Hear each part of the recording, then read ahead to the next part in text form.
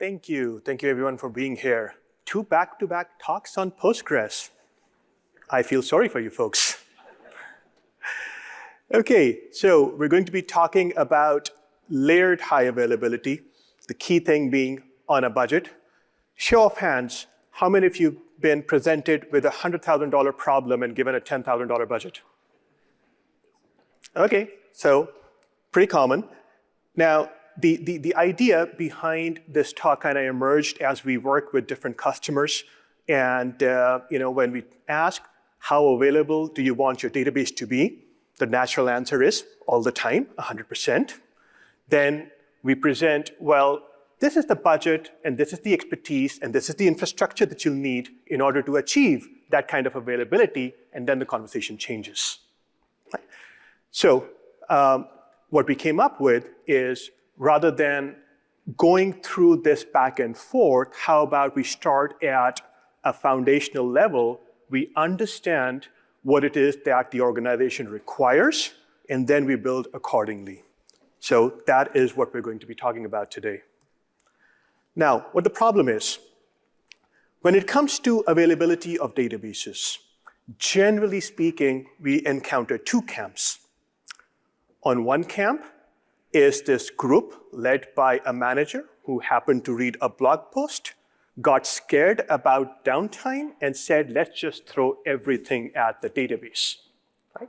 You end up with an infrastructure that is extremely complicated, costs a lot, and nobody understands. And the other camp is, we'll implement HA in the next quarter. There's always that next quarter. We're actually currently working with a customer who's been saying next quarter for the past 2 years, right? They say Q2, we're right around the corner, just a few days away from Q2. Let's see, fingers crossed. Now, these underbuilt systems have undefined RTOs and RPOs, and there's always, kind of pushing out in the future. By the way, how many of you here actually understand what RPO and RTO is? Okay, quite a few, so that's good. We'll be talking about that in a little bit as well. So the problem is there are 2 camps, and we're going to try and figure out how to save on costs, not just in terms of money, but also in terms of the expertise that is needed and the sophistication of the system that we have at our disposal. And the approach that I'm proposing here today is, what if high availability could be built in an incremental way? Rather than thinking about it as on or off, what if we can design a system where you can add layers as needed, remove layers as needed, without disrupting the system? A system that is aware of the budget that you have and is conscious of the amount of money that you have the ability to spend. A system that is aware of the skills that you have in-house and the sophistication of the infrastructure that you could actually maintain and troubleshoot. There was a talk yesterday that made a very good point that said, troubleshooting a system probably requires 2x the expertise of building the system in the first place, right? So troubleshooting is where you really get tested. So what kind of infrastructure you need to build where you have the talent to actually troubleshoot it as well. Now, in order to build that kind of system, what you need to do is you need to start with outcomes. And the outcomes that you need to define, number 1, failure scope, number 2, RPO, and number 3, RTO. Let's double click on each of these for a minute. In terms of failure scope, do you want to plan or protect against individual node failure? Do you want to protect against an entire availability zone going down, a data center going down? Do you want to protect against a power outage, flood, earthquake, an entire region goes down? Who here got impacted by the AWS regional outage last year? Okay, a few hands. I'm surprised there are not more. Okay, but yeah, do you want to protect yourself against that? So that would be your failure scope. RPO, recovery point objective. how much data, in case of a disaster, in case of downtime, how much data can your system afford to lose? Are you okay with losing 15 minutes of data? For more systems, the answer to that is yes. For financial transactions, hard no. 15 minutes of losing data for a bank, hard no. Right? So understand your tolerance of RPO. RTO, recovery time objective. How long can you tolerate for the system to take to recover? If it goes down, if disaster strikes, how long will it take to actually come back on? Are you okay with waiting 30 minutes? 30 minutes is enough for somebody's pager to go off, them to get out of bed, log on, SSH into the system, and start working on it. If it's seconds that you're looking for, you got to automate. You need to remove humans from the loop. Seconds, the moment you insert human, you cannot achieve an RTO of seconds. So define what exactly is it that you want your RTO to be. And my stance over here, my stance for this talk is that you can get very strong outcomes if you define these starting points first and then pick the layers that you want to implement. And your manager is going to be happy because it saves them money. Now, this is a brief summary of the layers that I'm going to be proposing today in this talk. We'll go into each of these layers one by one. Starting off with layer 0, because, well, hey, we're all computer scientists. We always start with 0, right? We never start with 1. So layer 0 is where you have a single node. If that single node goes down, you can't really define upfront how much data you're going to lose. It's possible that you recover all of the data. It's possible that you lose all of your data. You don't know, right? You don't know how long it will take for that node to come back up. If the disk has crashed, how long will it take to replace the disk? If there's a network connectivity problem, how long will it take for that network to come back?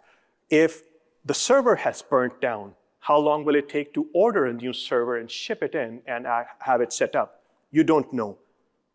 That is single node. Add on top of it one layer of an offsite backup. So you're taking a periodic backup, you're putting it on a different site, and all of a sudden, now you have a real chance at recovering from disasters. Now, your RPO becomes defined. It's not great, but it's not undefined. If you take a backup every 24 hours, the most data that you're going to lose is 23 hours and 59 minutes and 59 seconds, right? So that's defined. RTO remains hours because you still need to set up an instance, set up a server, and then restore that backup to that server when disaster does strike. So it's still, in hours. Now, on top of layer 1, now add vol archiving. Who all know what vol is in Postgres? Okay, a few hands. So Postgres works with write-ahead logs, and vol is the short form for that. And write-ahead logs kind of make the core and the backbone of everything that gets written to disk, how data is stored, how data is replicated, how backups are taken. Vol is kind of, at the core of it. And to achieve point-in-time recovery in Postgres, you need to rely on these vol files. Now, if you're shipping, along with taking a periodic backup, if you're shipping vol files to that same offsite backup, now you have the ability to recover to a particular point in time, and your RPO, the data loss, becomes minutes, not hours. Now, if, let's say, a disaster strikes at 2 p.m. in the afternoon, although it usually strikes at 2 a.m., but anyways, if it strikes at 2 p.m. in the afternoon, and you had taken a backup, let's say, at 6 in the morning, you've got 8 hours of vol logs that have been shipped onto this offsite, and you can replay those logs and actually get exactly to the point in time where disaster struck. Now, the data loss, the possibility of data loss are only the WAL files that have not yet been shipped, and hence you cannot replay them. The RTO, the time it takes to recover, is still in hours because you do need to set up the server, restore the backup, and replay all the WAL files in order to get to the state of the system that you are aiming for.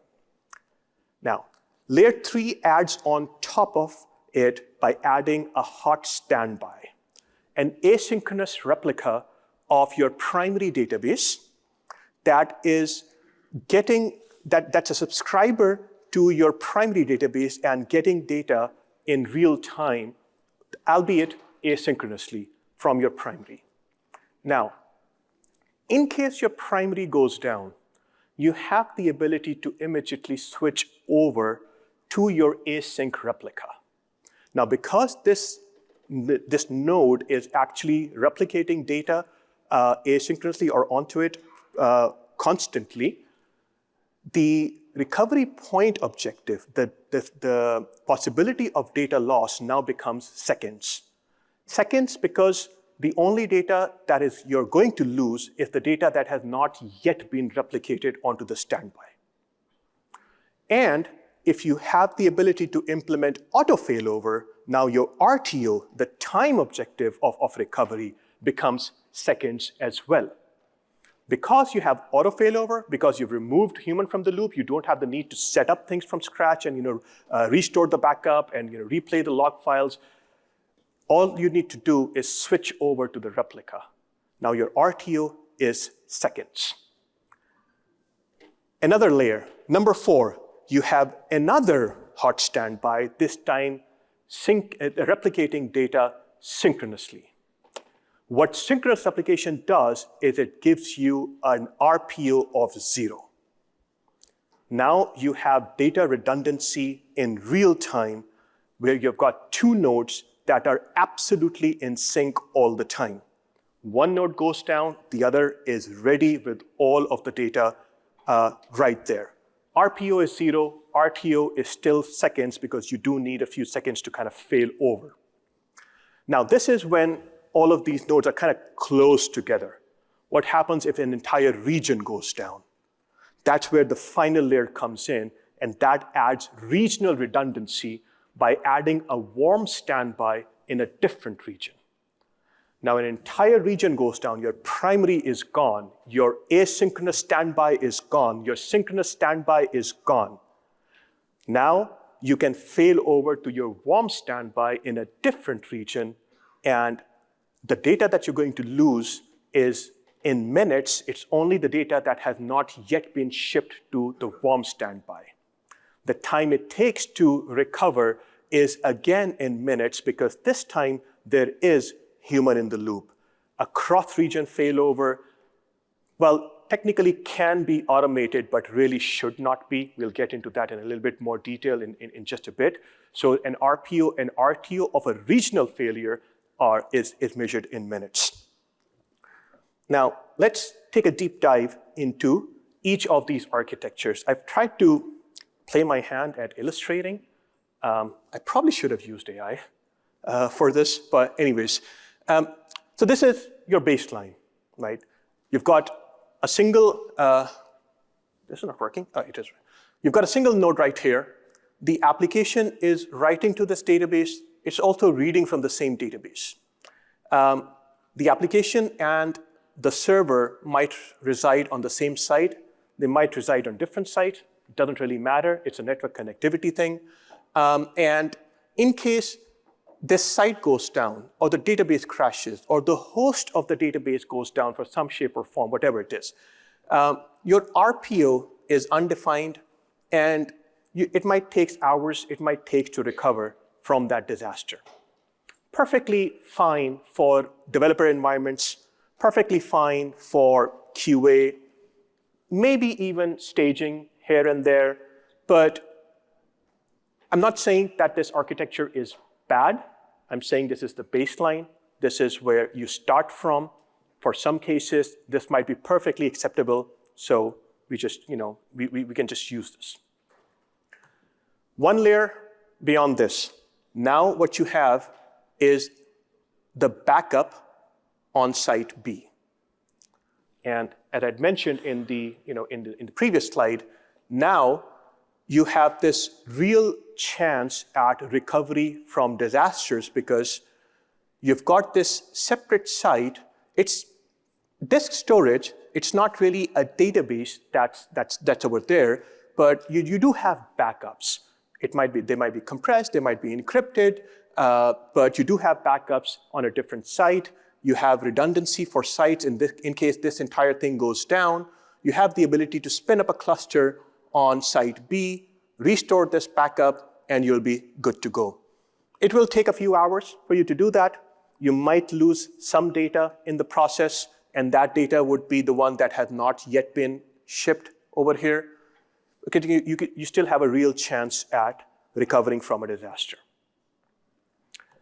The next visual just adds one more arrow, right? The only difference between layer 1 and layer 2 is this arrow right here. Now, wall archiving gives you the ability to point-in-time recovery.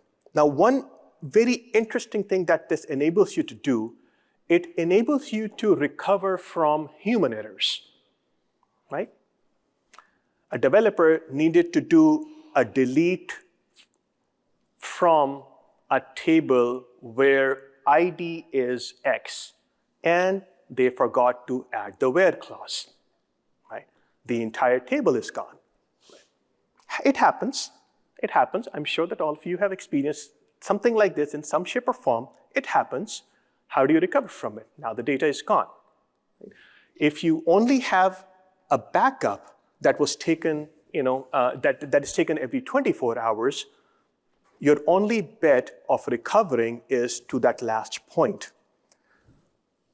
If you have wall archiving over here, now, again, let's go back to our disaster at 2 p.m. example. If that delete statement without a where clause was run at 2 p.m., now you have the ability to recover to 1:59 p.m., just before that delete happened, right? So you have the ability to kind of recover from human errors as well. Next layer. Now this layer adds a hot standby. Now, notice how over here we have a segregation. The site is the same, but the data centers are kind of split. In the world of the cloud, think of this as multiple availability zones. You're adding zone redundancy. In bare metal zone or in data center zone, you think of it as data center redundancy that you're implementing over here. Now, the reason is what you are kind of protecting against is a data center level or an availability zone level failure. In case an AZ goes down, in case a DC goes down, you still have a hot standby right here that the application can immediately switch to. Now, the RPO and RTO in both of them in this case is seconds. You don't lose a whole lot of data. The only data that is lost is the one that is in transit over here. And it takes just a few seconds. If you're automating this entire failover process, it just takes a few seconds to promote this standby to become the primary, and the application can start talking to it. How we do that, I'll explain that in just a little bit as well. But one thing that interesting functionality that this particular setup also gives you is the ability to balance your load amongst distributed databases. So you can have your hot standby act as a read replica. So the application can read from both the primary and the standby, although it writes only to the primary. Now, this illustration over here is showing the application reading from the hot standby. You could also have your BI system reading from the standby. You could also be running analytics from your standby. And that helps you kind of distribute the load in the cluster and make sure that you're not overwhelming a single node. Layer 4 adds synchronous replica right here in the hot standby. The reason why we would want synchronous replication over here is we want to achieve an RPO of absolute 0. So these two, the primary and the synchronous standby, are always in sync with each other. And now you actually have 3 nodes that you could potentially read from. Only one node will take a write, but you have 3 nodes that you could read from. Now, the reason why we have synchronous replica in the same data center and not across data centers, synchronous replication adds latency to write operations. We'll do a deeper dive on that in just a little bit. But generally speaking, if there is latency between nodes, we advise against setting up synchronous replication because that will slow down your entire database cluster. And now we have the final layer where the storage at site B is upgraded to a warm standby. Now this is a sophisticated architecture where you've got a total of 4 nodes that are interacting with each other in different shapes or forms. The primary is still single. You've got 1 synchronous replica, 1 asynchronous replica, and 1 warm standby. All of them are taking in data from the primary. You cannot use a warm standby as a read replica. That's by design. Again, we can do a deeper dive in just a little bit. But now, your RPO within a region is still 0. Your RTO within a region is still seconds. But now you have the ability for cross-region failover. And in case this entire thing goes down, you can very quickly switch your application to point to this warm standby right here, which can start taking writes and reads as well with very minimal losses of data and in very little time. Now, again, a summary. What is the layer that you need? The factors that you need to consider before you decide on which layer you need for high availability of your database. You need to define how much of downtime is acceptable to you. That is your RTO. You need to define how much data loss can the system absorb. That's your RPO. How much budget you want to assign to this architecture, to this infrastructure. Right? How much expertise does the team have internally? Right? Now, at times, these requirements and these decision-making factors are competing with each other. The desire of the management is always to go at the highest level of availability, and yet they don't have the budget.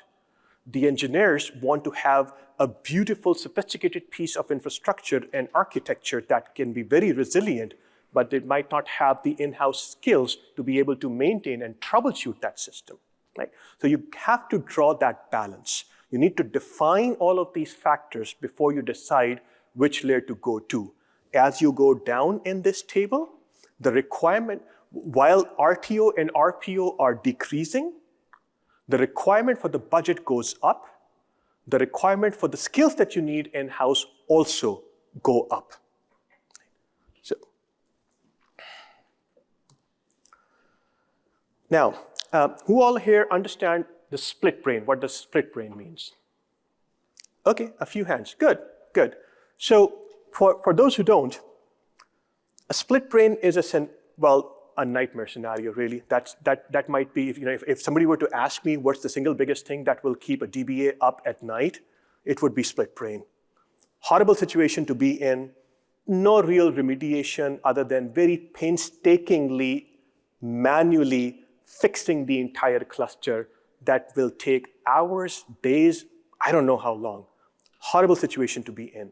But a very real situation or a very real possibility when you have a high availability cluster with automated failovers without proper guardrails. What happens is that an incident occurs. Maybe it's a temporary network glitch. The cluster decides to promote the standby to be the primary, but the primary refuses to let go. Right? It's holding on. And now in your cluster, you've got 2 nodes who think they are primary, 2 nodes that are accepting writes, and are completely out of sync from each other. Okay. That's split brain. Now, the guardrails that you need to put in place in order to make sure that you don't get into the split brain situation, you need to have a mechanism to fence the primary, the old primary. If a standby is being promoted, the primary needs to be demoted, and it needs to be fenced out of the entire cluster. A DCS-based consensus, we're going to get into this a little bit as well, you need to implement to make sure that a majority of the participants of the cluster can vote on which node is the actual primary. And then you can rely on the Linux kernel as well and integrate into Watchdog and make sure that that is your kind of last line of defense. In case a primary refuses to go down, in case a primary refuses to kind of let go, Watchdog can just completely kill that node. It's dirty, it's brutal, but it's effective. It's certainly a lot more cleaner, it's certainly a lot easier than to get into a split brain situation. Now, our tool of choice to implement high availability clusters and this auto failover that we've been speaking about is Petroni. Now, what Petroni does, it's a tool that leverages the built-in replication functionality of Postgres, the streaming physical replication functionality of Postgres, and it kind of encapsulates the entire functionality of setting up that cluster. You can set up the replication type, you can set up thresholds, you can set up how to elect a leader, you can set up how to drive consensus, monitoring of the entire cluster, the health checks, and thresholds for automatic failover. Right? All of these are extremely important, not just because you want to avoid the split brain kind of scenarios, but also to automate the entire process because you want to take human out of the loop. You want to have the entire system do the decision making and failing over automatically without the need for a human to press the button. Right? That is what will give you seconds of RTO rather than minutes or hours of RTO. Synchronous replication. Now, one of the things that I didn't dive deeper on when I was showing you the architectures is synchronous replication will give you an RPO of absolute 0. So you have an exact replica with 2 nodes exactly in sync, but there is a cost associated with it. Right? And the cost is in terms of write latency. Now, the way synchronous replication works is you have a transaction that is supposed to be committed on the primary, but it has to also go to your hot standby. Once the hot standby confirms that it has received the transaction and is ready to commit, it sends a signal back to the primary. And that is when the transaction actually gets committed. So instead of now 1 commit on 1 system, you're looking at 2 commits on 2 systems that are separated from each other and have some latency of transfer of information between them. The higher the latency, the slower your system is going to become if it is set up in a synchronous replication mode. So if you are in the same availability zone, if you are in the same data center, if your systems are kind of right next to each other, the latency is small enough that we can absorb it. But you do not want to set up synchronous replication where latency is high. Another interesting scenario is, what if it's not the primary that fails, it's the standby that goes down for whatever reason? Right? Now, the primary has taken a transaction, it has sent the signal to the standby and now waiting for standby to confirm that it has committed the transaction. And it's just, sitting there waiting because it's synchronous replication. It has to wait. That essentially makes your primary database become a read-only database. It will not be able to process writes. Right? So you need to have a system in place to ensure that you document what happens if the standby fails. And then, of course, there's operational complexity of setting up this entire cluster. You need to have the skills in-house to be able to not only set this up, but maintain, manage, and troubleshoot. Some cost-saving techniques, some of these are intuitive. Make sure that you are right-sizing your standbys. The standbys don't need to be at the same level as your primary database. That can be smaller instances and hence costing less. Make sure that you're compressing your data. Postgres comes with some excellent compression techniques that generally work with a 5-to-1 ratio. So 500 gigabytes of data can be compressed to 100 gigabytes. So take backups, compressed backups, and make sure that you are deciding on your layers in a very conscious level. Some lessons to share from experience in production environments. Number one, test your failover. Test, test, test. Run drills, make sure that the system works the way it is designed to work. You don't want to find out that the system is not working because somebody forgot to, I don't know, or somebody just added 2 semicolons into the code where it was supposed to be 1, or somebody just left a dangling open string somewhere, and you don't want to find that out when disaster has actually struck. Now, backups, just like you want to test failovers, you also want to test backups. A backup that is not tested essentially is a Schrodinger's backup. And I do not want to be in your shoes if disaster has struck and you have to tell your manager that your backup cannot restore. You got to test your backups. Wall archiving. You want point-in-time recovery. You have configured wall archiving, but you're not monitoring it. What can happen is if the producer is producing walls faster than the consumer can consume them, the logs will pile up, they will choke your primary, and, well, it will put disk pressure on your primary. Very closely related to that is replication slots, right?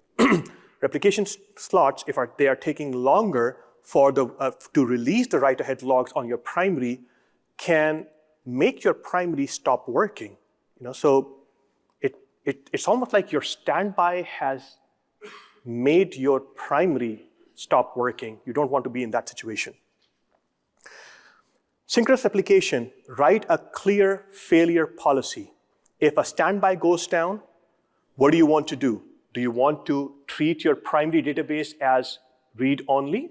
Or do you want to temporarily absorb the impact of an RPO being not 0, right, till you bring the standby back up? When you're, lesson number 6, when you're routing your read traffic to the standbys, understand that the data can be stale, right? Standbys, especially when they're asynchronous, the data will be slightly older than the primary, even if it is by seconds. If your analytics or your read queries require real-time data, direct them to your primary, not to your standbys. And finally, do not skip the watchdog. That's your friend in the Linux kernel, and it can be very helpful when all else fails. Some key takeaways that I want for all the audience over here to kind of walk out with. HA is not an on or off switch. It's not binary in nature. It's layers. Start at a lower layer, build, and earn your way up to a higher layer. Understand the skills that you have and build accordingly. Topology matters. Synchronous replication might be a killer if there is too much latency between the nodes. Asynchronous replication may be perfectly fine if you have monitoring in place for your replication lag. Test, test, test. Run drills, run tests, make sure that your failover is sane, make sure that your backups are sane. And that brings me to the end of this talk. The QR code is my LinkedIn profile. If you want to get connected, I tend to be pretty active there. And I am happy to take questions.